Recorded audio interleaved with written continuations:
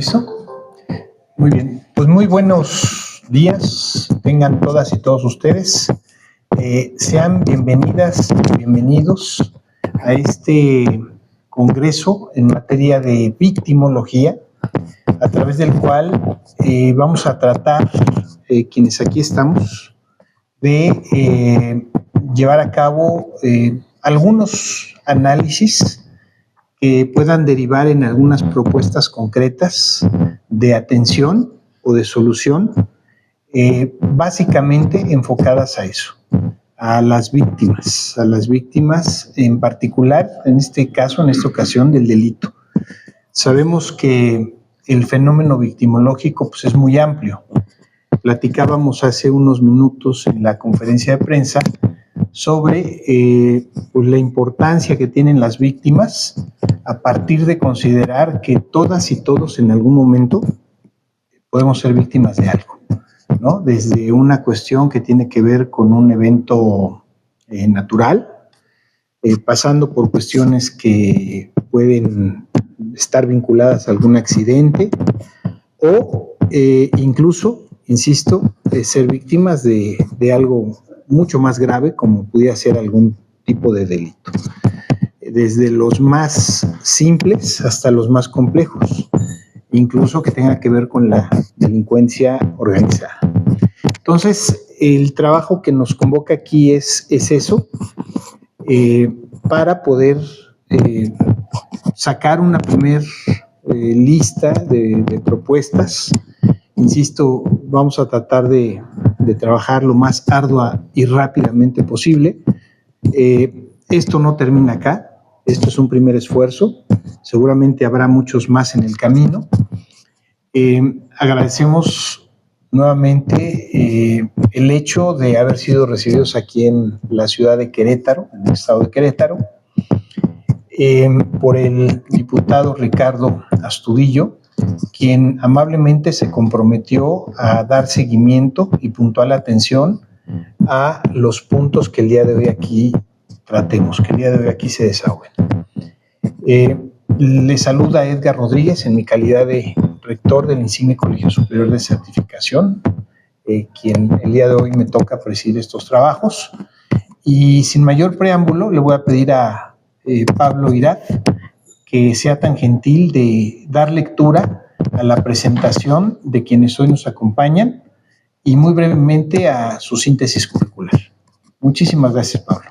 Bienvenidas gracias. Y bienvenidos todos. Gracias, con su venia, señor rector. Me voy a permitir leer la semblanza de nuestro primer expositor, Jean-Paul Verduzco Fuentes, abogado especialista en Derecho Constitucional, Compliance y Seguridad. Con más de 20 años de experiencia en la alta dirección de instituciones públicas y empresas. Ha liderado procesos normativos clave en migración, seguridad, combate a la corrupción, derechos humanos y prevención del lavado de dinero. Ha ocupado cargos directivos en las Secretarías de Seguridad y Protección Ciudadana, el Instituto Nacional de Migración, Secretaría de Desarrollo Social y la Coordinación Nacional Antisecuestros, así como consultor para empresas especializadas en temas de medio ambiente, de energía y reproducción asistida. Actualmente maestro en Prevención, Seguridad Urbana y Política Criminal por la Universidad Alberto Hurtado, con estudios en la UNAM, La Salle y Nacipe y The University of Chicago. Su práctica está orientada a proteger modelos de cumplimiento ético, prevención de riesgos y defensa legal estratégica. Cedo el uso de la voz a nuestro exponente. Muchas gracias.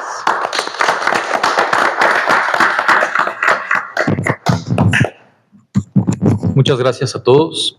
Pues empecemos directo con el tema. Uno de los conceptos más delicados, más sensibles y de interés prioritario desde el punto de vista de las víctimas es el caso de los desaparecidos en México. Desaparecidos que se enfrentan a una doble crisis desde mi punto de vista, cuando menos. Por una parte, la convergencia entre las desapariciones masivas y sistemáticas que se están presentando lamentable y tristemente en territorio nacional. Cada vez son más los hallazgos que se han ido identificando. Y por otra parte, una profunda ineficacia e impunidad en el sistema judicial, incluidas procuradurías, desde luego, y juzgados. Ambas, tanto las procuradurías, las fiscalías, como estas crisis sistemáticas, se retroalimentan, perpetuando un ciclo constante de impunidad y de sufrimiento para las víctimas. ¿De dónde surge y de dónde vienen estos conceptos? Empecemos por el básico, el concepto de víctimas. El concepto de víctimas aparece hasta el siglo XVII, cuando se logra cambiar este concepto de venganza privada a la sanción del delito por parte del Estado, ¿no? La pena privativa se convierte ya en un acto estatal y en ese momento empieza a dilucidarse el concepto de víctimas. Tenemos muchos hitos internacionales cuando empieza a hablar de las víctimas del Estado. Desde luego el más importante son los juicios de Nuremberg después de la guerra, 1945-1946. Se introduce por primera vez en la Declaración Universal de los Derechos Humanos en 1948 y formalmente la ONU se pronuncia en 1985. De 85 a 2000 a la fecha apenas han pasado 40 años. ¿No? Apenas para la evolución estatal y lo que significa la permeabilidad del tema a nivel social. En la legislación mexicana tenemos una breve referencia en el Código Penal Federal de 1931, donde se hace una referencia indirecta al ofendido. Posteriormente es hasta 1993 y las reformas de 2000, cuando se empieza a hablar de los derechos de justicia y de reparación del daño.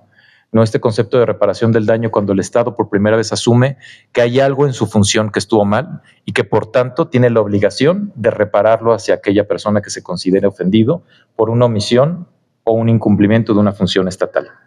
Después llega la reforma penal de 2008, donde se reconoce principalmente a la víctima como parte del proceso penal. O sea, apenas en 2008 se les reconoce como parte del proceso. Después tenemos en 2013 la creación de la Ley General de Víctimas, donde se amplía el concepto de víctimas también a aquellas que se consideran víctimas por violaciones a los derechos humanos y desde luego el concepto de víctimas indirectas. Alguien que lo padece a reflejo de, a consecuencia de, y a lo mejor no directamente fue la víctima de algún delito, sino por alguna otra circunstancia. Únicamente como dato y como corolario, en 2024 el Estado mexicano reportó ante la Corte Interamericana de Derechos Humanos que únicamente la CEAP, esto es únicamente una de las partes que integra los conceptos de víctimas en el Estado mexicano, tenía 35,832 expedientes activos. Únicamente una parte del Estado mexicano. De manera paralela, surge el concepto de desaparecidos, que tampoco es un concepto nuevo ni es un concepto privativo del Estado mexicano. Pero lamentablemente su aparición viene desde las dictaduras latinoamericanas, la década de los 70s, donde este uso sistemático de la represión de la fuerza del Estado, sobre todo los movimientos contrarios a los sistemas, empieza a florecer. La Comisión Interamericana lo reconoce en 1979. Algo está sucediendo en Latinoamérica que origina que los estados tengan que ser sancionados por esa actuación sistemática. México lo tiene documentado desde la Guerra Sucia, ¿no? En ese momento empiezan a surgir esos conceptos de desaparecidos a causa del Estado. Desde luego están los terribles vuelos de la muerte, que insisto, no son privativos del Estado mexicano. En Argentina el 76, en el 83, en Chile del 73 al 75, a consecuencia o paralelo con el Plan Cóndor en Uruguay y Paraguay también a mediados de los 70s. Y en México en los 70s y 80s, que tiene relativamente poco que identificaron pues estos planes de vuelo y estas identificaciones, esta documentación apenas recientemente, ¿no? Con esta investigación que hizo la organización de Quinto Elemento y a dónde van los desaparecidos, sobre estos hallazgos a partir de la apertura de expedientes. No es que ellos hayan estado buscando directamente in situ, sino se abrieron los expedientes y derivado de estas búsquedas encontraron estos datos, ¿no? ¿Qué casos comparados tenemos además, no únicamente en Latinoamérica, sino en el mundo? Tenemos desde luego los casos de Bosnia, 1992 a 1995 con la guerra de los Balcanes, ¿no? Lo que sucedió en Srebrenica. Los casos de Sri Lanka en el 83, terribles todo este conflicto armado interno. Todos los casos de Nepal en el 96, con todas las revoluciones y los desaparecidos con la guerra maoísta, los casos de Argelia, los casos de Siria. En fin, la magnitud de las crisis de desapariciones no es privativa de México y ha sucedido en todos los estados con una democracia tristemente endeble, ¿no? Esa es la única característica que los puede identificar. Patricia San Juan una reportera de investigación, reportó en El País que en México hay más de 125,000 personas desaparecidas. Únicamente este número se ha acrecentado en los últimos 10 años. Esto significa que hay 47 desaparecidos diarios en territorio mexicano. Al día de hoy hay más de 72,000 cuerpos sin identificar, que están y no se sabe a quién pertenece, ¿no? La mitad de los casos, o sea, más de 35,000 personas han ocurrido en los últimos 10 años. ¿Qué respuesta se ha tenido? La Organización de las Naciones Unidas activó de manera inédita el famoso artículo 34 de la Convención contra la Desaparición Forzada. ¿Esto qué significa? Que la ONU dice algo está pasando en el Estado, que es lo que está generando las desapariciones, por primera vez, ¿no? ¿Qué fue lo que dijo el gobierno? Hay que crear una base única forense para saber qué es lo que está sucediendo. ¿Y qué fue lo que dijeron las víctimas? Lo que me están diciendo se queda corto, es tardío y es insuficiente, porque llevo años buscando a mi familiar, a mi conocido, todos estos movimientos que ya conocemos, ¿no? ¿De dónde están? Por si esto fuera poco y si no fuera lo suficientemente grave y lo suficientemente dramático en la realidad victimológica, tenemos una crisis durísima en el sistema judicial. Hay una impunidad del 99.5% en los casos de desapariciones. 99.5%. ¿No? En el periodo comprendido de 1917 a 2025, únicamente hay 373 sentencias por casos de desaparecidos. A esto súmenle lo que ya todo mundo conoce, la sobrecarga laboral que sufren las fiscalías. Según datos oficiales, conforme los ha publicado el propio INEGI, hay una sobrecarga de 310 carpetas por ministerios públicos y 356 causas por juez al año. Esto váyanlo siendo acumulativo por cada uno de los ministerios públicos. Adicionalmente, México ha reconocido que tenemos un déficit de 4 jueces por cada 100,000 habitantes, cuando el estándar internacional sugiere que sean cuando menos 17, ¿no? Tenemos una tercera parte de lo que deberíamos tener. Durante 2023, que es el último conteo oficial, en México se iniciaron más de 2,226,000 carpetas de investigación entre la Fiscalía General de la República y las Fiscalías Generales de los Estados. De estas, 2,145,000 correspondieron a las fiscalías de los estados. No es una reforma, es un fortalecimiento lo que necesita. No hay posibilidad ni capacidad humana que tampoco personal y tampoco infraestructura atienda de manera ordenada y digna este tipo de situaciones. En total, entre ministerios públicos titulares, tanto en la Fiscalía General de la República como en las fiscalías de los estados, únicamente hay 3,670 personas. Si dividimos esta carga de las 2,226,000 carpetas entre los 3,670 ministerios públicos, tenemos que al año a cada uno le toca 606 carpetas. Significaría que tienen una capacidad de resolver cuando menos 2 al día. Sí. Y eso, el Foro Federal tiene muchísimo menos. Y eso por año, ¿no? Únicamente por año, más lo que se va acumulando. Ya en su momento, la Suprema Corte de Justicia reconoció que la desaparición de personas, además de constituir un delito, es una violación grave de los derechos humanos, que genera una responsabilidad objetiva del Estado, incluso por omisión, incluso por no hacer. De modo que las autoridades deben actuar con la mayor diligencia posible para combatirla y garantizar el acceso a la justicia y buscar la verdad, lo cual suena muy bien. El punto es cómo hacerlo cuando no hay personal suficiente y cuando no hay las herramientas de investigación necesarias. La propia Corte estableció que ninguna respuesta estatal es suficiente si no conlleva esfuerzos exhaustivos por encontrar a las personas desaparecidas y sancionar a los responsables, tal cual lo estableció la Corte. Y en este rubro tenemos 2 categorías fundamentales que en ocasiones y lamentablemente son utilizadas como excusa recíproca. Desde luego el de persona desaparecida, aquella que se presume por algún indicio que su ausencia está relacionada por la comisión de un delito. Y luego tenemos las de personas no localizadas, donde no tenemos un indicio de que haya desaparecido por algún delito y la respuesta simple es, pues a lo mejor simplemente se fue, espérate a que venga. ¿no? Vamos a esperarnos a que pasen esas 48 horas o que pasen la cantidad de tiempo. Espérate a que alguien te llame porque a lo mejor te piden un secuestro, pero no tenemos algún indicio y no buscan en consecuencia. En ambos supuestos, la ley a partir de las reformas recientes exige ya la acción inmediata de las autoridades. Tenemos 3 elementos que van jugando en la pista. La reforma judicial, ¿no? Con todo lo que significa la apuesta o no de lo que vaya a suceder. Tenemos desde luego un riesgo de mayor politización porque cada vez tenemos gente más cercana a nosotros que tiene un caso de desaparecidos. Cada vez estamos conociendo en nuestro círculo gente que fue afectada o que tiene a alguien conocido, y ese alguien conocido, mientras más cercano esté, significa que más está creciendo la problemática. Y desde luego tenemos una grave problemática porque no se ha especializado el personal ministerial para realizar una investigación sobre los desaparecidos. Y se ha considerado que, bueno, si es un desaparecido, vamos a seguir protocolos de otros delitos, ¿no? ¿Cuál es el que más podamos asemejar? Y de repente a alguien se le ocurrió decir, pues ¿por qué no lo asemejamos como si fuera un secuestro? Cuando las lógicas de investigación, de búsqueda, son radicalmente distintas, ¿no? Empezando por el sigilo de una información, de una investigación, versus la necesidad urgente de publicidad y de solicitar apoyo en las otras, ¿no?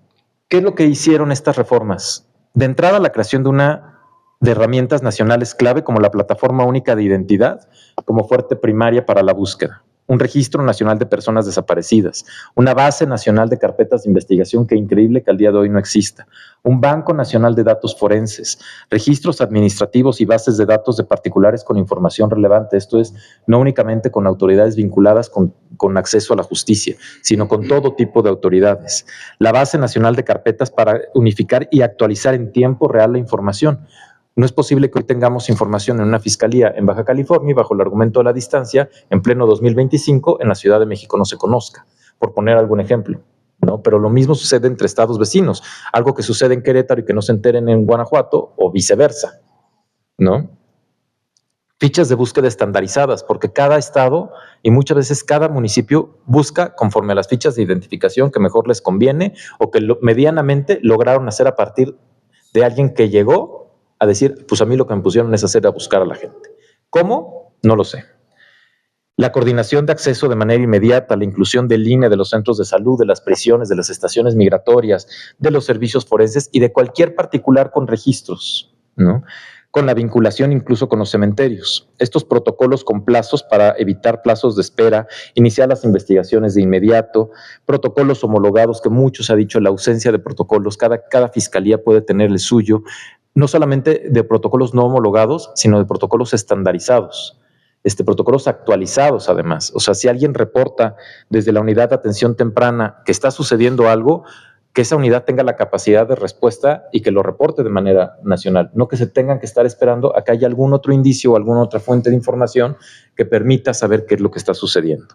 Y por supuesto, en el más lamentable de los casos, una entrega digna de los restos humanos, ¿no? Eso se ha dejado de lado. ¿Cuál es la apuesta? Un fortalecimiento institucional en las policías, que insisto, mientras la policía permanezca abandonada y no veamos en la policía un apoyo y un contacto ciudadano y se retome de manera literal lo que significa ser el primer respondiente y sigamos maltratando con altísima rotación, ausencia de proyecto y sentido de vida en los policías, señores, tenemos una sociedad podrida. Mientras no tengamos la confianza de acudir a nuestro policía más cercano, mientras ese policía más cercano no tenga la capacidad, la estabilidad en el empleo, las prestaciones necesarias para arriesgar la vida por nosotros y con nosotros, tenemos una sociedad podrida, ¿no? Eso es la base de muchas otras cosas, ¿no? Mientras no reforcemos, fortalezcamos, que una persona que decida ser policía encuentre en eso un proyecto y sentido de vida, todo lo demás que podamos decir está en el olvido. Porque entonces el primer respondiente va a quedar completamente de lado y va a ser el último en enterarse de lo que sucedió en el mejor de los escenarios. Porque no va a tener ni la capacidad ni los incentivos, ni siquiera más allá de la fortaleza, sino en una ponderación de por qué me voy a arriesgar por 10,000 pesos, por 12,000 pesos, porque mi familia se quede sin una cobertura de seguro. Por eso me voy a arriesgar. No, pues mejor me vuelto para el otro lado. O sea, suena triste y quitémonos de romanticismos. La vida al día de hoy cuesta, ¿no? O el día de hoy vamos a comprar jitomates y cuesta. No todo mundo trabaja por necesidad. Si estuviera la gente trabajando por vocaciones, señores, viviríamos en el convento de la Madre Teresa, ¿no? Al día de hoy las cosas cuestan, ¿no? Y los policías son los primeros que tienen que tener acceso a una vida digna, a una estabilidad en el empleo, y eso no sucede. Y ese es el nicho y por el cual parte la desconfianza social en todos, porque es el punto de partida de un sinnúmero de autoridades. Las unidades especializadas en investigación, en análisis de contexto, en atención a víctimas, en búsqueda inmediata y desde luego en delitos cibernéticos. No podemos pedir que una persona sea todóloga.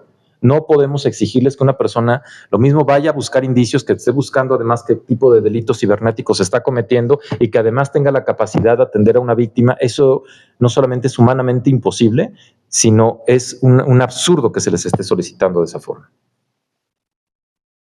¿Por qué la importancia de una especialización? ¿Y por qué la importancia de contar con protocolos actualizados? Según han documentado, entre otras fuentes, Insight Crime, todo el tema de desaparecidos parece ir vinculado con una serie de delitos como trabajo forzoso, que eso tiene que ver con un tipo muy en específico de tráfico y trata de personas, que son usadas como mano de obra en campos, que hoy serían campos controlados, pues desde luego la delincuencia organizada, pero no podemos decir que únicamente la delincuencia organizada, ¿no? Redes de abastecimiento para el propio crimen organizado, donde por supuesto se asume que hay una complicidad con actores estatales, donde se tiene que dar una capacitación para identificar cuando hay una captación sistemática que además ha hecho uso y abuso de los contactos con autoridades para poder sobrevivir. No podemos decir que alguien que lo esté haciendo no tenga un punto de apoyo con alguna autoridad, ¿no? Llámelo del orden que lo quieran llamar, federal, estatal o municipal. No es imposible que eso suceda. El reclutamiento juvenil, donde se da el uso de vínculos familiares, esto es lo más triste, los propios vínculos familiares, llámelo por desconocimiento, por necesidad, por cualquier premisa que ustedes decidan poner para captar a los propios menores, porque a lo mejor les convenció y vaya, hoy tenemos acceso a cualquier cantidad de información, donde son los propios familiares de que pues es que me cayó bien, pues es que me dijo que nomás iba a ir a tal lado, pues es que se ve que es buena persona, ¿no?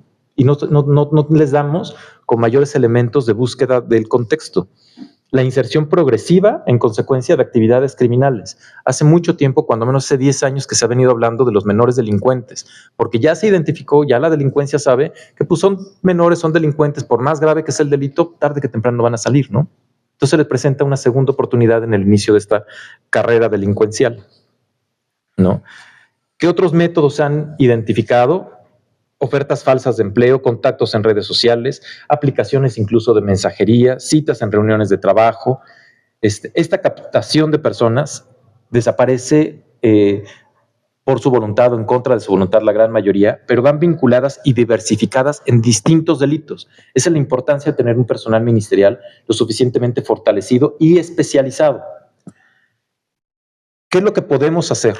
¿No? Que eso es como las cuestionantes. Ok, esto es el diagnóstico, esto es la queja de lo que está sucediendo, pero ¿qué podemos hacer? A nivel individual y comunitario, desde luego, la prevención directa y fortalecimiento del entorno. Generar líneas de educación y de sensibilización con campañas permanentes que van desde el interior de nuestras familias, en nuestras comunidades, en nuestras reuniones de amigos, para evitar estas campañas de reclutamiento, de ofertas falsas, de contactos sospechosos, o sea, empezar por casa, ¿no? Los cuidados con las redes sociales, los protocolos de qué es lo que puede hacer una mejora en la comunicación familiar, qué es lo que está pasando en la escuela, ¿no? ¿Quién fue el que fue a ofertarte? ¿Dónde estás saliendo a comprar la botana? ¿Qué hora te desplazas de la escuela? ¿Hacia dónde te diriges? ¿No? ¿A qué se dedican los familiares de tus amigos? Tener mucha mayor generación de redes de confianza de nueva cuenta y, por supuesto, comunitarias. Capacitarnos en este autocuidado digital que hoy nos ha desbordado. Hoy ya no es común que alguno caiga en una imagen y que demos por cierta que sucede, ¿no? Y resulta que la imagen fue creada con inteligencia artificial. Si sucede con quienes superamos la mayoría de edad, por supuesto que va a suceder con los menores, ¿no? Y no tenemos elementos suficientes de acercamiento. 2, el fortalecimiento de la respuesta inmediata de las autoridades. Protocolos homologados, insisto, de búsqueda inmediata. Centros de atención 24/7. O sea, no es de que me voy a esperar las 24 horas a las 48 horas, sino 24 horas, 7 días de la semana, que haya alguien que esté atendiendo por cualquier medio. Llamada telefónica, presencial. Las distancias en este país muchas veces no lo permiten, pero que haya un punto de accesibilidad. La capacitación, insisto, especializada en policías y ministerios públicos y además una base de datos unificada, tanto con personas no localizadas como personas ya localizadas y que esté actualizada en tiempo real, ¿no? O sea, hay gente que ha encontrado a sus familiares que llevan periodos de tiempo largos buscándolo y resulta que el familiar lleva meses o años incluso en los servicios forenses, ¿no? Por una falta de cruce de bases de datos. Esto no es posible. Y a nivel institucional es el abordaje de las causas y las condiciones de riesgo. Desde luego la impunidad, que esto parece ya ser un punto frecuente y un punto común. Control y depuración de las corporaciones de seguridad. Yo no estoy diciendo que una reforma tenga que volver a crear las fiscalías. Lo que digo es que es necesario fortalecerlas. Se han dejado de lado los controles de confianza, se han dejado de lado las capacitaciones especializadas, se ha dejado de lado el proyecto de vida de los ministerios públicos. Hoy que un ministerio público trabaje con una expectativa de 3 meses a ver qué pasa, a ver cómo le va, cuando ya tomó decisiones de alto riesgo, me parece que no estamos jugando en serio, ¿no? Estamos queriendo resolver algo sin resolverlo, o a la inversa, ¿no? Estamos mandando un mensaje de por ahí va, pero de fondo sabemos que no se va a avanzar. 2 puntos que me parecen indispensables: la protección a periodistas y defensores de derechos humanos. ¿Por qué? Porque son ellos quienes, no solo quienes suelen ser el blanco de la desaparición por su labor, sino quienes a través de este cruce de datos y de información pueden ayudar a generar unas nuevas líneas de investigación. Porque recorren los municipios, porque recorren los territorios, porque tienen acceso a fuentes que la propia familia no llega a tener acceso, no porque han encontrado una coincidencia entre lo que está sucediendo en un municipio y en otro. Y si no los protegemos y si no les permitimos que hagan un periodismo objetivo, desde luego, de investigación, estamos en un altísimo riesgo, no solo social, sino de perder unas fuentes de información claras y sensatas. Y programas de desarrollo juvenil y empleo digno. La juventud necesita tener en qué ocuparse con un proyecto de vida motivado, que sepan que lo que están haciendo merece la pena, que sepan que estudiar vale la pena, que sepan que trabajar de manera digna vale la pena y que no vean en la delincuencia o en el estirar la mano una salida fácil, ¿no? Que no crean que únicamente porque ya tienen 3 pesos en la bolsa tienen una vida resuelta, ¿no? Porque lamentablemente su proyecto de vida es prefiero tenerlo bien 5 minutos, 10 minutos, del mañana ya ni siquiera me preocupo, ¿no? Porque ese concepto de patrimonio, de seguridad social, de estabilidad está completamente dejado de lado en la juventud. En consecuencia, necesitamos sí fortalecer los canales del Estado desde los 3 o 4 poderes, incluyendo, yo pondría desde luego a la prensa como el 4, desde el Ejecutivo, desde el Legislativo, desde ahora el nuevo poder judicial, que se reconozca esto como un enfoque de macrocriminalidad. No son casos aislados los que están sucediendo. No investigar las desapariciones en consecuencia como casos aislados, están sucediendo por algo sistemático. La forma en la que están sucediendo y la forma en la que estamos encontrando cada vez más víctimas no son aislados. Hay una terrible coincidencia entre cada uno de los desaparecidos, que nadie está tejiendo, aparentemente, ¿no? Si no se reconoce esto como un punto de macrocriminalidad, como lo que está sucediendo con la permeabilidad de las drogas y la corrupción, no vamos a avanzar en absolutamente nada, ¿no? Una política de entrada de reconciliación social. ¿Por dónde empezar la reconciliación social? Por el contacto policial. Si no confiamos, insisto, en nuestros policías, gran parte de la investigación está perdida. Todo lo que hagamos va a pasar de lado, ¿no? Y nos estamos preocupando por lo que pasa arriba, cuando la base es la que tenemos olvidada, ¿no? Retos, desde luego, la implementación de las leyes. Yo me iría a la implementación de las leyes ya como están.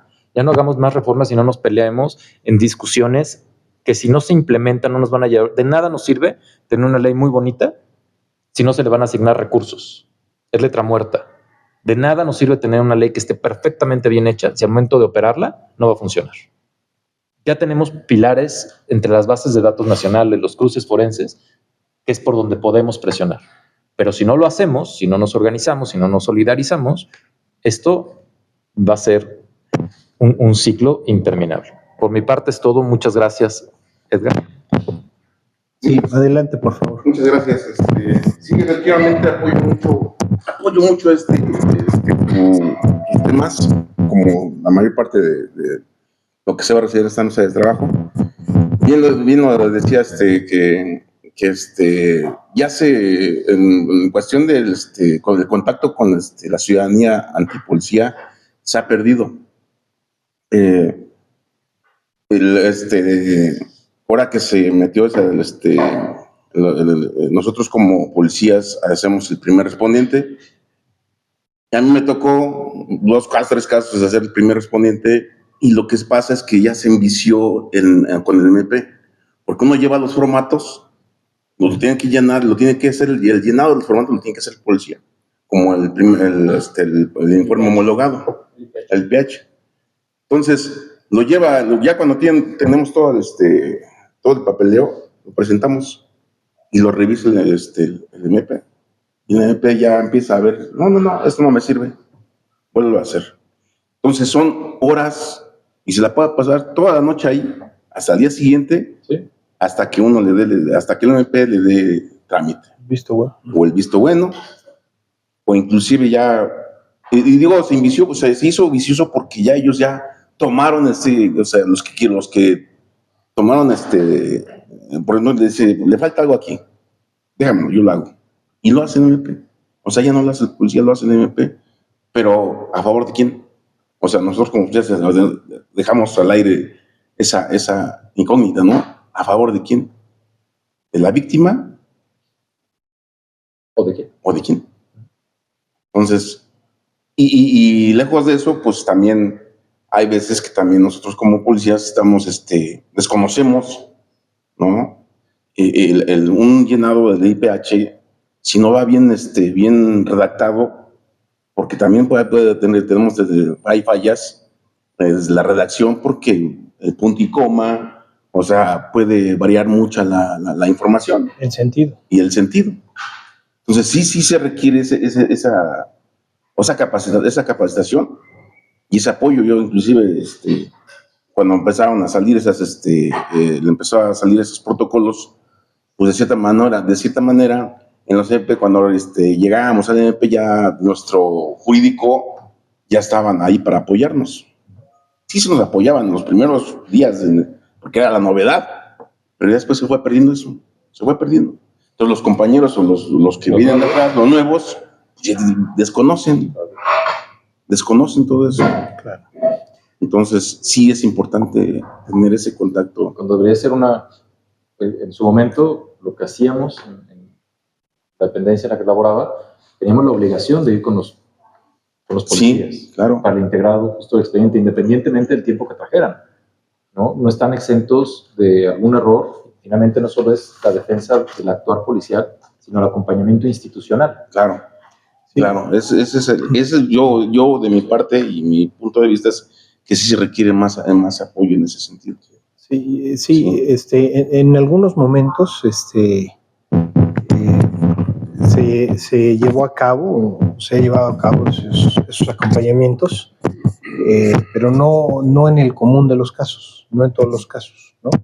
Efectivamente, yo sí creo que tiene que haber este tipo de personas, estos asesores, ¿no? Que pertenezcan también a la institución policial, pero que sean abogadas y abogados expertos en el llenado de todo este tipo de formatos y que auxilien, ¿no?, al policía en el momento de llevarlo a cabo. Porque si no, se corre el riesgo de que se cambie justamente el sentido de los hechos, de lo que ocurrió, de lo que pasó, y que se acabe modificando, evidentemente, pues incluso me atrevo a decir lo que a futuro va a ser la teoría del caso, ¿no? Entonces, así de importante es el informe que ustedes puedan rendir, porque pues son el primer respondiente, como bien lo había señalado, y a partir de ahí, bueno, pues si eso que pasó se modifica de manera sustancial, pues evidentemente todo lo demás va a estar ya viciado. Entonces, me parece que ahí hay un punto. Y Jean-Paul mencionó pues cualquier cantidad de posibilidades a través de las cuales se puede mejorar, ¿no? Tantas que, bueno, cuesta trabajo recuperarlas todas así de un plumazo, ¿no? Pero claro, por supuesto, desde luego que tienes mucha razón en prácticamente todo lo que dijiste. Yo casi diría que comulgo. Sin embargo, bueno, pues tendremos que redactarlo en un documento, tenemos que aterrizarlo, pues para hacérselo llegar, en este caso, a las autoridades correspondientes, por supuesto, y luego al diputado Ricardo Astudillo, que si bien probablemente mucho de lo que le hagamos llegar no corresponda al ámbito del poder legislativo que representa, sí puede ser un gestor importante para que se le haga llegar a las otras autoridades, quizá del Poder Ejecutivo, para que se modifique o se reestructure la forma en cómo se viene trabajando, tanto en las policías como en las fiscalías. Me parece que eso es fundamental. Pero bueno, de eso ya hablaremos un poquito más adelante. No sé si alguien más quiera tomar el uso de la voz. Adelante, Juan Jaime, por favor, te comparto el micrófono. Una breve remembranza a alguna de las andancias que tuve yo dirigiendo una de las corporaciones que su especialidad era intramuros. Se nos ordenó hacer función de seguridad pública, aprender, y tuvimos que hacerlo porque fue orden superior. El jefe de gobierno en aquel tiempo decretó 0 tolerancia a los delitos en el primer cuadro. Se me asignó el primer cuadro, el cuadrante de Pino Suárez, Belisario Domínguez, López, Isabela de Fray Servando. Entonces empezamos a aprender y a detectar el fenómeno social de los principios y valores que de las familias, los jerarcas de las familias se han desobligado de imbuirle a los jóvenes. Dado el caso en Ecuador, Argentina y Brasil, había o hay una vecindad que tenía 4 entradas salidas. Entonces los jóvenes se subían a un autobús por Ecuador, por Brasil, perdón, se bajaban en Ecuador ya con cargados, se metían por una puerta y habían cavado las famosas tuzas, quitaban tabiques, guardaban lo que llevaban, lo tapaban, y cuando los encontraban los policías, pues no traían nada. Pero aún así les empezamos a agarrar la forma para poderlos poner a disposición de las autoridades. Otro caso. Hasta en una ocasión, una señora ya de edad me mandó solicitar una entrevista y pedí órdenes y dice, ve a ver qué quiere. Pues que lo que quería tregua, porque dice, oiga, mi hijo, mi yerno y 2 nietos están dentro, ¿quién me va a mantener? Entonces, considero que actualmente las políticas públicas están mal enfocadas. Usted lo mencionó en su ponencia, muy acertada, por cierto, digo con el debido respeto, porque el dinero que reciben los jóvenes no se vigila en qué lo emplean. Ese es el detalle, que está bien los apoyos, está bien que reciban dinero, está bien que se vuelvan holgazanes con esos apoyos que les dan, porque los llevan a buscar más dinero. El que tiene un dinero busca más, porque ya satisfació, ¿es correcto? Satisfizo. Una necesidad y busca superarla. Entonces, muy acertado dijo usted, cuando el que tiene un recurso va a buscar más satisfecho sus necesidades. Entonces, es un fenómeno que tenemos que enfocarnos. Yo lo digo, en mi caso, yo me formé al lado de mujeres. Mi abuela, mi madre, 3 tías, que me trajeron por el lado recto. Y pues digo, y con copia para mis hijos, con copia para mis nietos, que afortunadamente pues ahí van y que han asistido a reuniones que nos ha convocado el doctor para que conozcan y amplíen el lado positivo de que ofrecen las instituciones como el insigne colegio. Muchas gracias. No, por el contrario, Juan Jaime, creo que de lo que hablas es algo muy importante. Los valores de la sociedad, los valores familiares, sí creo que buena parte de la sociedad tiene que ver con eso. Mencionábamos en la rueda de prensa que esto no son cosas, no son situaciones, circunstancias, hechos que únicamente pueda o deba resolver la autoridad o cualquiera de los poderes. O sea, eso, digo, ellos tienen una parte muy importante porque de ellos depende, evidentemente, que se tomen decisiones que impactan a la sociedad de manera muy importante a través de la ley o de las políticas públicas, pero también las ciudadanas y los ciudadanos, las personas, tenemos una responsabilidad ahí, ¿no? Y que tiene que ver con eso, ¿no? Con el aspecto de la formación desde el hogar y que se complementa con la parte educativa en las escuelas. O sea, tiene que ser integral, tenemos que recuperar, ¿no? Regresar quizá a esos modelos a través de los cuales el ámbito familiar era quizá de lo más importante, ¿no? Hoy se ha abandonado, se ha perdido. Y eso genera que precisamente estos fenómenos se conviertan en fenómenos, pues a veces delictivos y a veces sociales que son muy difíciles de atender, porque son difíciles de explicar, difíciles de investigar, y entonces, bueno, pues ahí tenemos un reto importante.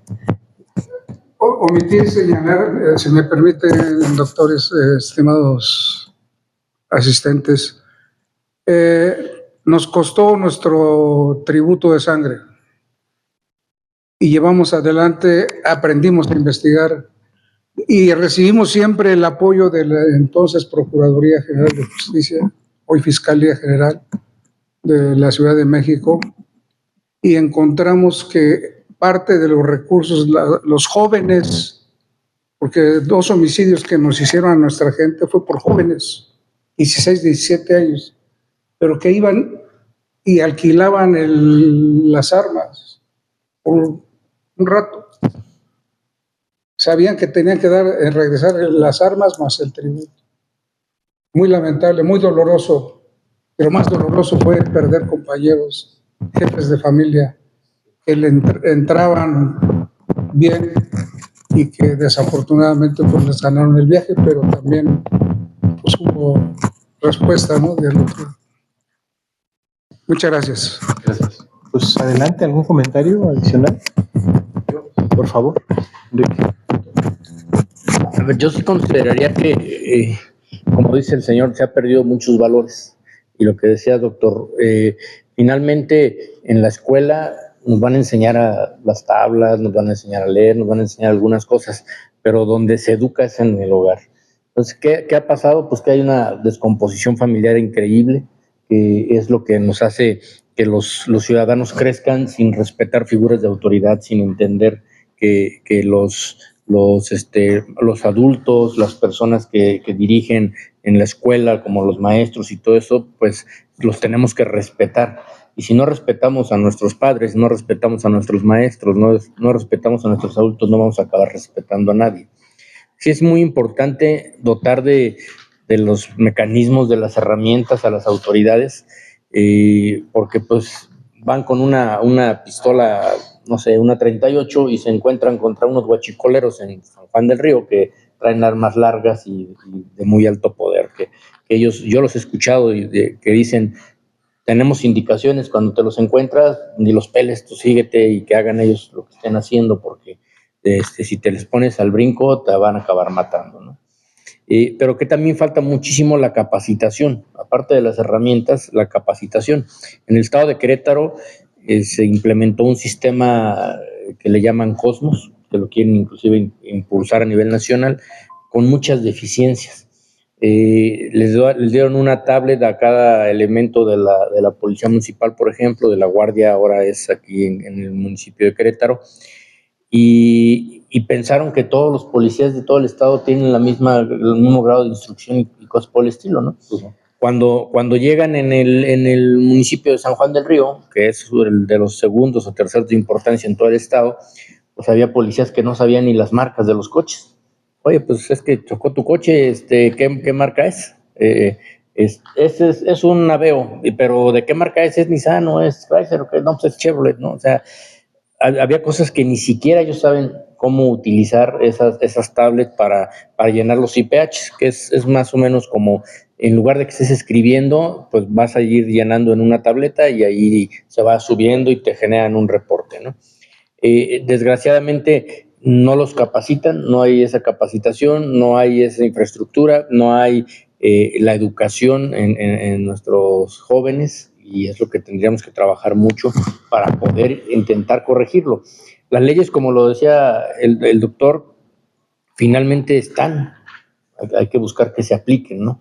Hay que ver si hablamos de un tema de corrupción, hay cientos de reglas para evitar la corrupción, sin embargo, pues no se aplican, quedan ahí en el olvido, ¿no? Si hablamos de cuestiones de prevención del delito, pues también está todo en la ley, todo está en la ley. ¿Cuál es el problema? Que pues yo, para mí, no es un delito y tampoco lo quiero aplicar. Yo sí veo un poquito mal una aplicación de un Código Nacional Penal, por ejemplo, porque hay que tropicalizar algunas figuras.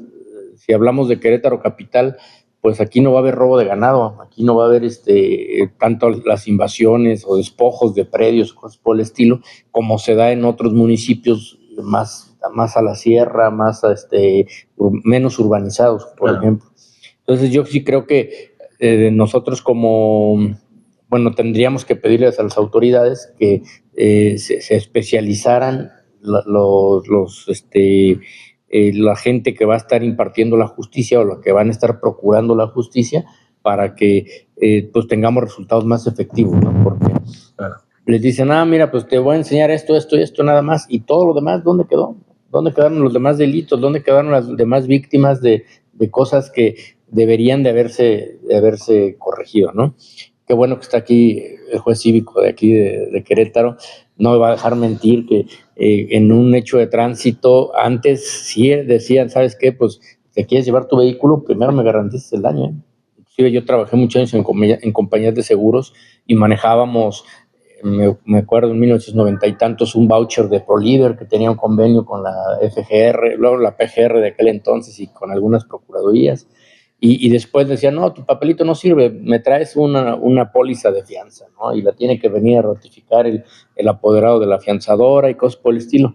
Pero había una forma de garantizar la reparación del daño efectiva. Con el nuevo sistema de justicia penal, inclusive lo quitaron ya. O sea, es que ni siquiera llegas a fiscalía. Oye, pero es que el choque y venía hasta tomado, pues sí, llévalo al juez cívico, y el juez cívico va a determinar ahí qué pasa. No puedo quitarle el vehículo al sujeto, le tengo que respetar su presunción de inocencia, no lo puedo mantener detenido, y entonces la reparación del daño, ¿en dónde quedó? Decía un maestro de Derecho Mercantil en aquellos talleres en la Facultad de Derecho, que llegaba al cliente y le decía, oye, pues, ¿cómo vamos con mi asunto? ¿Ya pagaron el pagaré que me dieron? Ya salió la sentencia, ¿no? Pero ¿qué crees que apeló este cuate? Híjole, vamos a esperarnos.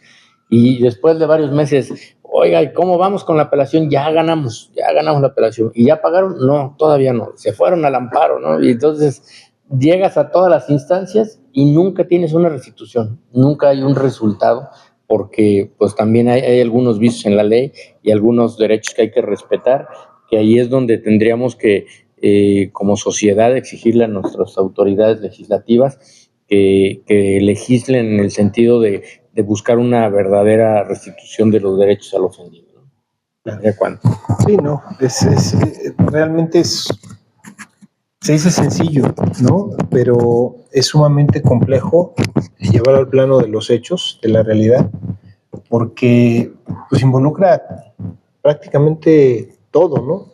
Todo el fenómeno, desde la educación, ¿no? En los hogares, pasando por la parte de formación escolar y terminando con la aplicación de esos conocimientos, con la consecuente capacitación en muchas cosas, ¿no?